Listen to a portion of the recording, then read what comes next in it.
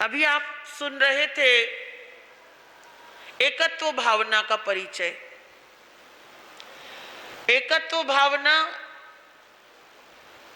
जो ये दर्शाती है कि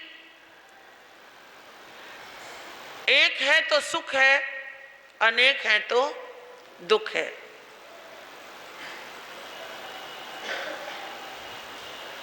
हमारा भी विषय चल रहा है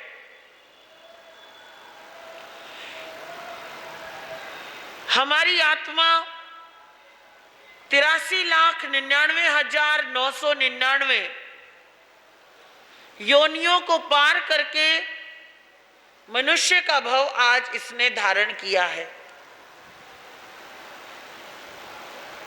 प्रत्येक मनुष्य अपना जीवन जीता है, यूं कह दूं कि प्रत्येक जीव अपना जीवन जीता है।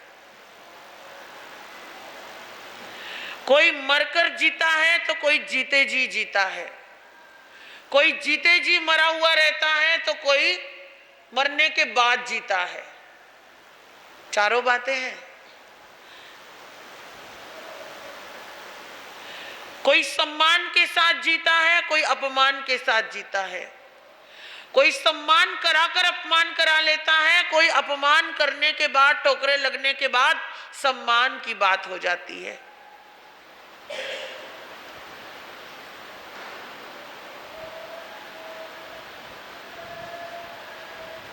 जीवन मनुष्य का मिला, महावीर कहते हैं,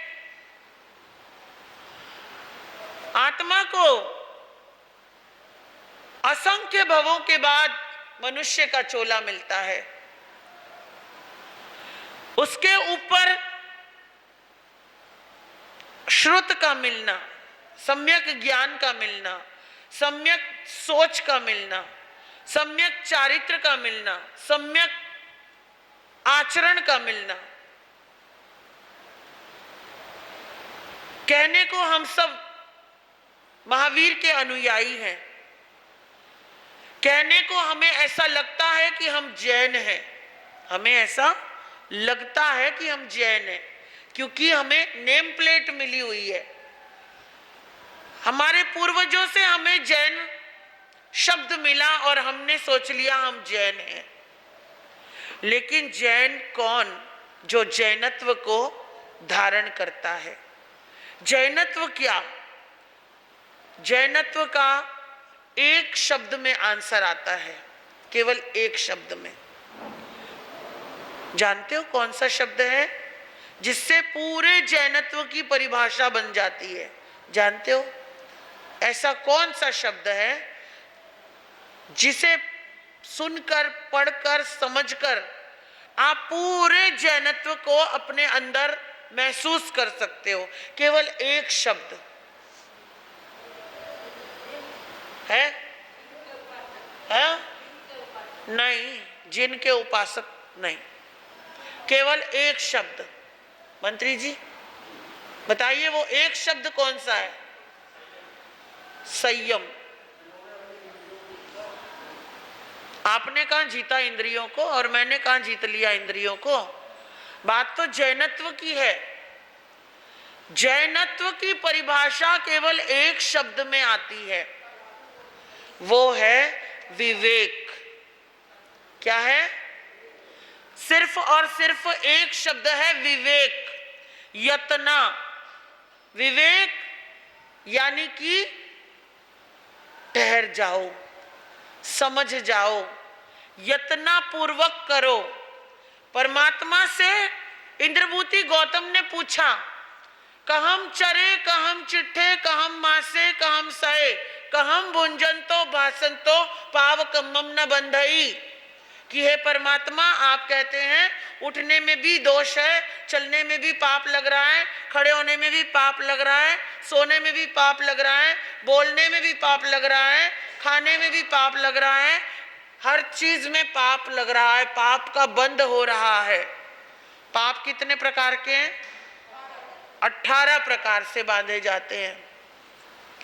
पहला है प्राणातिपात, यानी कि जीव हिंसा। क्योंकि जीव हिंसा से हम बच नहीं सकते, ना आप ना मैं, बिल्कुल भी बच नहीं सकते। क्योंकि हवा में भी जीव है, पानी में भी जीव है, पृथ्वी में भी जीव है, अग्नि में भी जीव है, वनस्पति में भी जीव है, और इन पंचभूतों को आप त्याग नहीं सकते। ना साधु त्याग सकता है और ना ही, आपका तो सवाल ही नहीं उठता।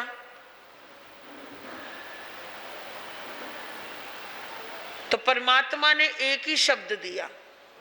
क्या शब्द दिया?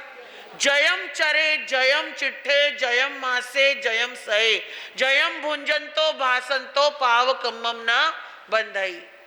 पहला है प्राणातिपात, जीव की हिंसा से हम बच नहीं सकते और निरंतर पाप आ रहा है। दूसरा है मृषावाद, झूठ शब्द, झूठ बोलना, कुछ ना कुछ भाषा वर्गणा में कुछ ना कुछ असत्य संभाषण हो ही जाता है। कितने ही हम सच्चे हों, कितना ही सत्य बोलते हों, लेकिन फिर भी कहीं ना कहीं सच मिश्रित झूठ आ जाता है।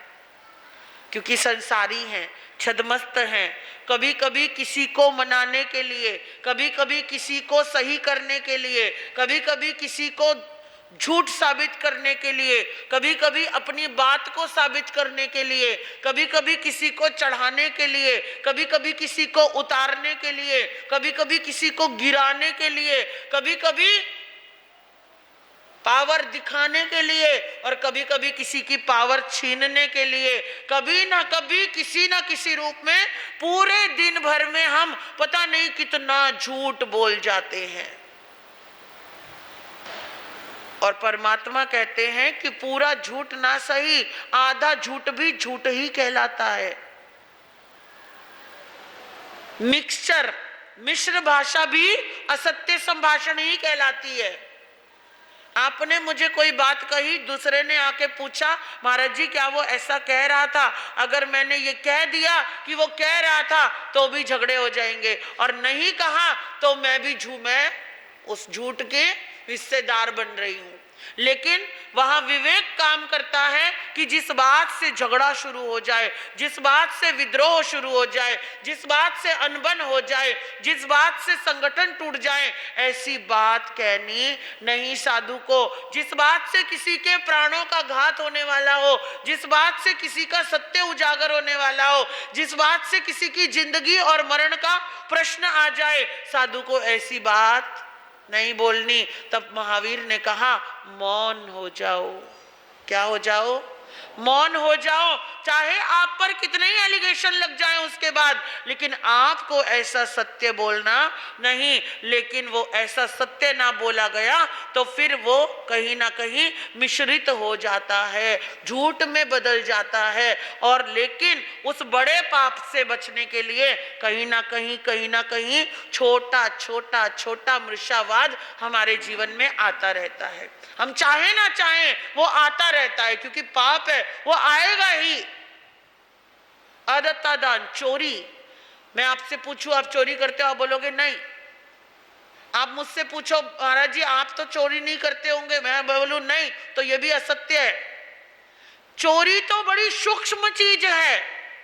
अदत्त, जो बिना किसी की दी हुई वस्तु, समझो मैं इस स्थानक में हूं, आपकी आज्ञा लेकर अंदर आई हूं, अलमारियां हैं, कुछ किताबें हैं, आसन है, पाटा है, जाने क्या क्या चीजें हैं, कुर्सियां हैं, टेबल है, कोई भी चीज है, मेरे शिष्याओं की चीजें हैं, मेरी अपनी चीजें हैं, मेरे बहन की हैं, मेरे किसी की गुरु की हैं, मेरे शिष्य की हैं, किसी नाते रिश्ते की हैं, कोई भी चीज हो, आपके साथ भी, अगर मैंने उसको बिना पूछे छू लिया, अदत्त का दोष वही शुरू हो जाता है।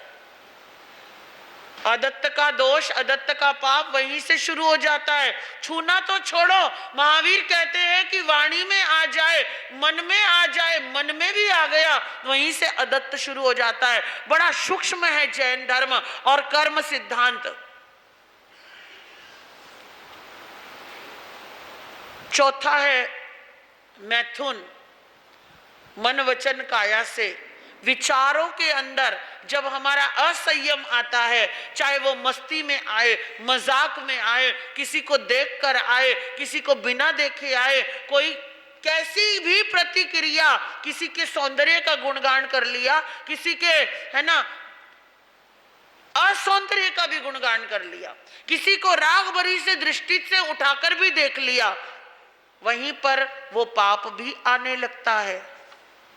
परिग्रह, परिग्रह तो चक्रवर्तियों के पास जिन्होंने मोक्ष पाया वो अपरिग्रही थे, भले ही वो 6 खंड के अधिपति थे, लेकिन जिसके पास केवल एक जोड़ी कपड़ा होता है वो भी महापरिग्रही कहला देता है। परिग्रह बाहर की वस्तुओं से तो ठीक है, वो एक अलग चीज है, लेकिन परिग्रह कहाँ है? हमारे भीतर में है। ये एक छोटा सा पेन है ना, इस पेन का भी परिग्रह हो सकता है मुझे, ये मेरा है, मैं क्यों दूं? ये मेरा है, इसे मत छूना, ये मेरा है, खराब हो जाएगा, ये मेरा है, संभाल के रखना है, वक्त आने पर काम आएगा। ये सोच हमारी परिग्रह का बंद कर रही है। और ठीक है, ये मैंने लिया है कार्य करने के लिए, इस पर मेरा अधिकार नहीं है। ये भीतर की बातें हैं, ये भीतर की बातें हैं। भीतर से चलता है पाप, भीतर से आ रहा है पाप। और परिग्रह हमारे को एक छोटे से पेन का हो सकता है, और अपरिग्रही 6 खंडों का अधिपति होने के बाद भी अपरिग्रही रहता है, क्योंकि वो भीतर से उससे जुड़ा हुआ नहीं है। पता है शुभ कर्म बांधे थे, पुण्य बांधे थे, तो आज मुझे सब मिल गया, सुख संपत्ति मिल गई, ढेरों पैसा मिल गया, दौलत मिल गई, सोना चांदी मिल गया, महल मकान मिल गए, लेकिन कितनी देर?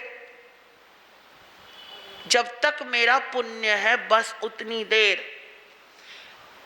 किसी का कुछ मैंने ले लिया और मैं इतराने लगूं, दूसरे को बोलने लगूं तेरे कर्म में नहीं था, तुझे नहीं मिला, मेरे कर्म में था, मुझे मिल गया। हमारी चालाकी, हमारी होशियारी, हमारा दूसरे की चीज पर अपना अधिकार बना लेना। पुण्य है तो कर्म ने तेरा साथ दे दिया, तुझे मिल गया, लेकिन वो कौन से रास्ते यूं फिसल के जाएगा जिस दिन पुण्य खत्म हो जाएगा। समझ गए? पाप बड़ी जल्दी उदय में आएगा, क्योंकि पुण्य बांधने के केवल 9 रास्ते हैं और पाप आने के कितने हैं? 18 रास्ते हैं, और 18 रास्तों से लगातार पाप आ रहा है, पाप आ रहा है, और आपको समझ में ही नहीं आ रहा कि पाप इतने बढ़ रहे हैं। मैंने कर्म का बताया था ना, आत्मा एक समय में कम से कम 7 से 8 कर्मों का बंधन बांध रहा है, और वो बंधन आ रहे हैं, आ रहे हैं, आ रहे हैं, और वो हम कर्मों के दलदल में, कर्मों के ढेर में दबते जा रहे हैं। अब कर्म कैसा है कि वो भूसे जैसा, भूसा देखा है? गाय का भूसा, भूसा स्टोर में भरा हुआ देखा है? ठूस ठूस के भर देते हैं, ठूस ठूस के भरा हुआ है भूसा। अब उसे खाली करना है तो कैसे करेंगे? कितने दिन में होएगा? समझ लो ये आपका इतना बड़ा हॉल है, इसमें भूसा ठूस ठूस कर भरा जाए, एक जगह ना हो पैर, मतलब एक सुई डालने की जगह ना बचे, और ऐसे में आपको कह दिया जाए कि इसे फौरन खाली करो, तो मंत्री जी कितनी देर में खाली हो जाएगा? वो टाइम लगेगा। और कोई बताना चाहेगा? पीछे बैठे हुए मेरे भाई जो सो रहे हैं वो जाग जाइए, जरा हाथ लगा दीजिए। देखो पता नहीं आनंद में पहुंच रहे हैं वो तो। जरा हाथ लगाओ आपके पीछे, पीछे अपने पीछे देखो, हाँ वापस लाओ उन्हें देवलोक से। हाँ जी, आ जाओ, आ जाओ, आ जाओ, आ जाओ। बताइए तो उसको कितनी देर में खाली किया जाएगा? कोई है बुद्धिमान प्राणी? माता जी बताओ कितनी देर लगेगी उसे? ये समझ लो ये हॉल है, इसमें ठूस ठूस कर भूसा भर दिया गया है, और सुई वापस अंदर घुस जाए उतनी जगह भी नहीं है अनीता जी। ले पंखा चलाने की जगह कहां बचेगी आपकी? और कहां जाए कि इसे खाली करना है? Yes, right answer, right answer Ravi भैया का। एक चिंगारी, एक चिंगारी उसमें डाल दो, घंटा भी नहीं लगेगा, पूरा भूसा जल के राख बन जाएगा। है कि नहीं? होगा या नहीं? सहमत हो बाबा जी? पक्का? एक चिंगारी। तो वो जो कर्म है ना हमारे, जो लगातार आ रहे हैं आ रहे हैं आ रहे हैं, एक समय में 7 से 8, और समय कितना सूक्ष्म, जितनी देर में पलक झपकी और उठ गई, इतनी देर में अनंत कर असंख्य समय बीत गया, इतनी देर में इतना सूक्ष्म, सेकंड से भी मिली सेकंड, सेकंड के भी 60 मिली सेकंड होते हैं, एक सेकंड में 60 मिली सेकंड होते हैं, उस मिली सेकंड जितना एक समय लगा लो, समझ रहे हो?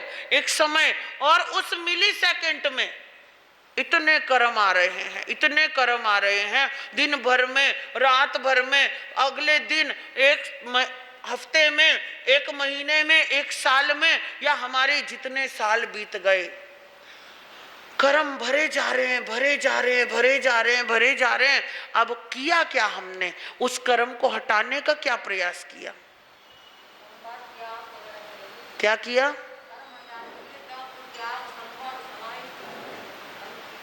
एक भाव का दिया, एक भाव की चिंगारी चाहिए।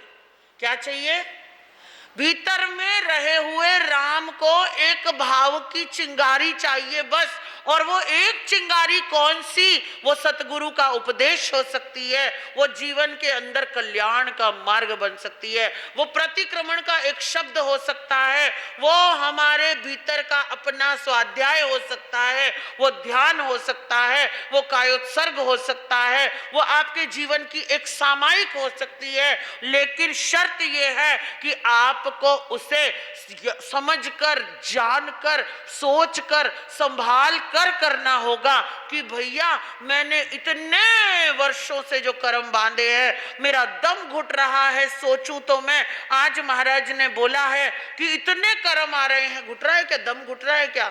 मैं उस भूसे के अंदर दबा हुआ व्यक्ति हूं और मेरा दम घुट रहा है, इतने कर्म मैंने बांध रखे हैं, और अब इन कर्मों को मुझे हटाना है, मुझे बाहर निकलना है। तो कैसे निकलूं, कैसे निकलूं? तो परमात्मा कहते हैं आजा, बस मन को स्थिर करो, समभाव में लाओ, यत्न में लाओ, और जो किए हुए कर्म है उनका प्रायश्चित कर दो। सरलता को ले आओ जीवन में, सहजता को ले आओ जीवन में, समता को ले आओ जीवन में, और कुछ लाने की जरूरत नहीं है।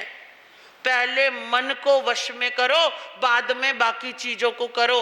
देने के लिए करोड़ों का दान कर दो, करने के लिए वर्षों की तपस्या कर लो, होने को पूरी जिंदगी मौन में रह जाओ,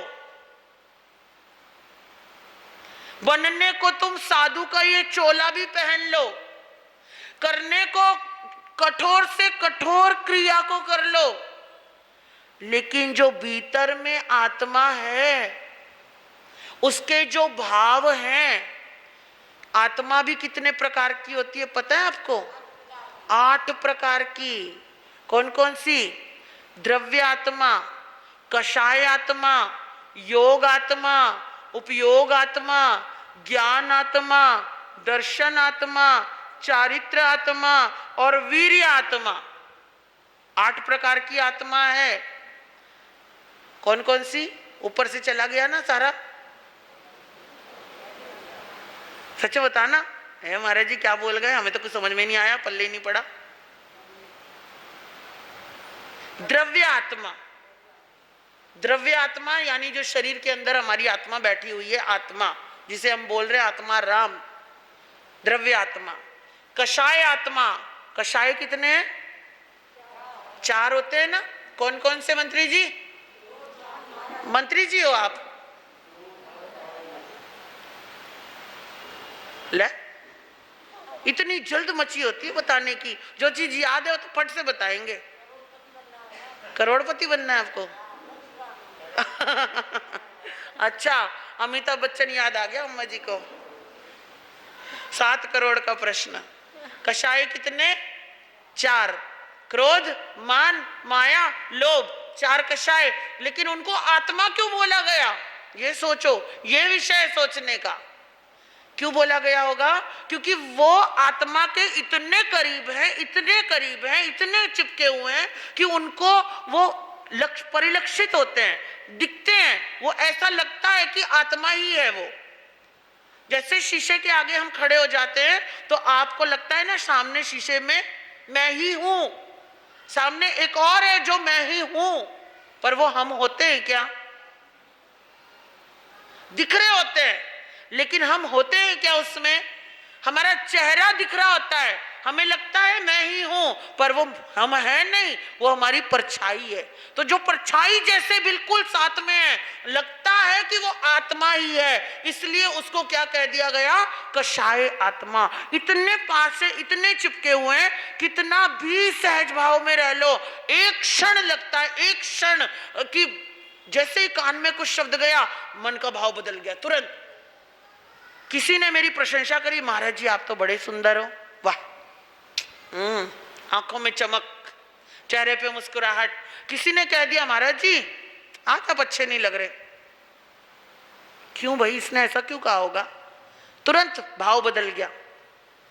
महाराज जी आप बड़ा गजब का बोलते हो, वाह मेरी प्रशंसा हो रही है, मन फूल गया। महाराज जी आपने ऐसा क्यों बोल दिया, आपको ऐसा शोभा देता है क्या बोलना? और तुरंत मेरा भाव बदल गया। इसकी हिम्मत कैसे हो गई मेरे सामने तेज बोलने की? अगर तुझे बोलना ही था तो ढंग से बोलते। इस तरीके से बोलने का क्या मतलब है? भाव बदल रहा है। मेरा भाव देखिए, आप भीतर का भाव देखिए। मैंने कहा माता आप बहुत सुंदर लग रही हो आज, दिल खुश होएगा या नहीं होएगा? आज तो बड़ी उदास सी लग रही हो, क्या है? अच्छे से रहना नहीं आता क्या आपको? तुरंत भाव बदलेगा। सेठ जी आप बड़े पैसे वाले हो, बहुत अच्छे हो, बहुत अच्छा लगेगा। अरे भाई तू कितना ही पैसे वाला है, लेकिन तेरी नीयत अच्छी नहीं है। भाव बदलेगा कि नहीं बदलेगा? तेरी हिम्मत कैसे हुई आज यहां आने की? भाव बदल गया। आओ पधारो, स्वागत है आपका, भाव बदल गया, है ना? तो जो ये भाव है ना भीतर में, ये कषाय रूप है। कभी क्रोध में जाता है, कभी मान में जाता है, कभी माया में चला जाता है। और माया में तो इतना फंस चुका है, इतना फंस चुका है, पल पल में माया कर रहे हैं। हम किससे माया कर रहे हैं? हम खुद से माया कर रहे हैं। हम अपने आप को छल रहे हैं, दुनिया को नहीं छल रहे हैं। हम सोच रहे हैं मैं बड़ा होशियार हूं, लेकिन भैया तेरे जो ये सोचता है ना मैं बड़ा होशियार हूं, उससे बड़ा मूर्ख कोई नहीं होता। ये हकीकत होती है, क्योंकि वो खुद ही माया के प्रपंच में फंस रहा है। उसे पता ही नहीं कि वो उस माया के घेरे में इतना उलझ चुका है। मकड़ी को देखा है ना, वो अपना जाला बुनती है, कभी करीब से देखा है, गौर से देखा है? मैंने बहुत बार देखा है। मकड़ी आती है, एक तार से इसको दोनों को जोड़ेगी, आएगी जाएगी, आएगी जाएगी, आएगी जाएगी, आएगी जाएगी, 15-20 बार इधर से उधर जाएगी और वो जोड़ देगी तार को, और फिर उसके बीच में जाएगी, चक्कर लगाएगी, लगाती जाएगी, लगाती जाएगी, लगाती जाएगी, लगाती जाएगी, लगाती जाएगी, लगाती जाएगी, लगाती जाएगी, बीच में आएगी और फिर खुद ही फंस जाएगी। और उसे पता लग रहा होता है कि मैं अपना घर बना रही हूं, मैं अपने रहने का स्थान बना रही हूं, मैं अपने लिए बहुत सुंदर कारीगरी कर रही हूं। मकड़ी को यह लग रहा होता है, लेकिन एक्चुअल में वो खुद को उस चीज के अंदर फंसा रही होती है, बाहर नहीं निकाल रही होती है, वो फंस जाती है। और जो फंस जाता है वो क्या हो जाता है? बेवक्त मारा जाता है। तो माया क्या है? हमें लग रहा होता है हम बना रहे हैं, लेकिन एक्चुअल में हम अपना ही बिगाड़ रहे होते हैं। माया इतनी सूक्ष्म है कि हम समझ में ही नहीं आता। तो माया भी आत्मा के बिल्कुल उस कांच की तरह है। कांच में दिख रहा है मैं खुद को बना रहा हूं, लेकिन बना नहीं रहा हो रहा है, वो बिगाड़ रहा होता है। और ऐसे ही लोभ है, लोभ की प्रवृत्ति, क्षणिक लोभ भी आत्मा के लिए दुश्मन का रूप बन जाता है। तो इसलिए कषाय को क्या कहा गया? आत्मा। योग आत्मा, 3 योग हैं। कौन कौन से? मन वचन काया, तीनों योग भी क्योंकि जब जब शरीर मिलता है आत्मा को तब तब योग साथ आते हैं। पहले काया आती है, फिर वाणी आती है, और फिर लास्ट में क्या आता है? मन आता है। लेकिन काम सबसे ज्यादा क्या करता है? मन ही करता है। मन के हारे हार है और मन के जीते जीत। और द्रव्य आत्मा, कषाय आत्मा, योग आत्मा, आगे क्या आत्मा आएगी? उपयोग, वो कल बात करेंगे। घड़ी ने अपना समय बिल्कुल बजा दिया है, आपका समय हुआ।